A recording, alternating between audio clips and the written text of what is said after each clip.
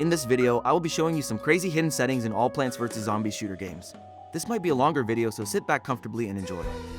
I'm Crust_1. I try to create weekly Garden Warfare videos, and today, with the Garden Warfare 2 Decavassary Blitz event around the corner, which is basically a celebration for 10 years of the game. For more details including date, click the video on the top right corner of your screen. I decided to show you how to enhance your gameplay, as I believe these are really useful settings. Before we start, make sure to like and subscribe to help my channel grow and me to make more videos like this one. Alright, so firstly, these settings are only available on PC or laptop since they are not baked into the game when you launch it but are actually inside the game's folder. Don't worry, these tweaks won't get you banned. So, to access these, you need to find the game's settings. Unfortunately, every single one of you might have these settings located on a different place, so I will do my best to help all of you. It is usually located inside Documents, Users, Your Name, Plants vs. Zombies, Garden Warfare. After you find it, select it, then right-click and open with Notes. There you can see all the settings we can change. However, please do not change any of these settings unless you know what you're doing, as this can cause the game to crash. Alright, the first setting we will change is the field of view. I know you probably have seen lots of Garden Warfare YouTubers who have this. For those who don't know, field of view is just how much of the world you can see at once without moving your eyes or head. Basically the size of your visual bubble. This specific setting doesn't actually affect the gameplay or your FPS, but it does make it look cooler. Another useful setting is called internal resolution. Yeah, I know you can't find it on the games folder, and that's because we'll have to code it ourselves. So you gotta type exactly the same as I am.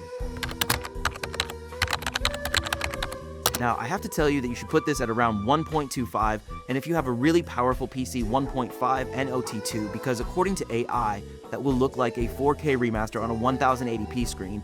Also keep in mind that when I say 1.25, I mean 1.250000. Basically, it needs to have 6 digits after the dot.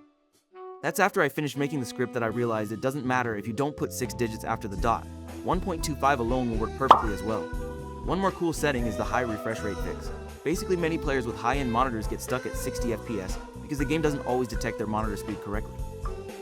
So once you find it, set 60 to 120 if you have a 120 Hz display, or to 144 if you have a 144 Hz display, etc., etc. Another worth noting setting is the input lag one, on which you experience mouse delay. To fix that, search for VSync and set it to 0. Last but not least, we have this setting right here, which I want you to set to 0.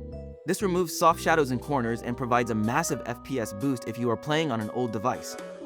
Alright, that's all for Garden Warfare 1, now hit file and save. Also, something really important, go to the document, go to its properties, and check the box that says read only, so that the game doesn't change anything when it launches. Moving on to Garden Warfare 2, we have a lot more settings to change as the file is 10 times the size. I assume you'll find it easily now that you know where it was for the first game, since these two games should be really close to each other. Basically do what you did to find the first game's file, but instead, click on Garden Warfare 2, you should find it. So, firstly, I want you to repeat everything we did on the previous file to this one. Once you've done that, I want you to set anti-aliasing deferred to 0, and the dynamic range to 0.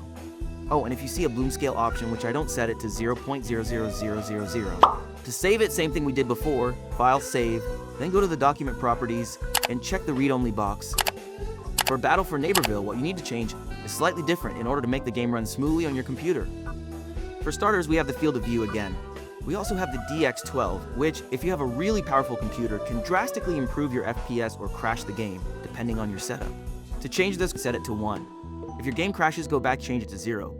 We also have the resolution scale setting again, which we can add with this line of code, but keep in mind that, because BFN is much more demanding, if you want to change it, set it to 1.10 or something. Then we have the FPS booster, aka ambient occlusion, which we can find here, and set it to 0. That removes extra shadows around grass and objects, which also makes enemies much easier to see in the dark. Something more optional now, try the motion blur cleanup right here, which makes high-speed sprinting and jumping clear. Anyway, that was today's video. I hope you guys enjoyed. If you found these tips useful, make sure to like and subscribe, and I'll see you all next time.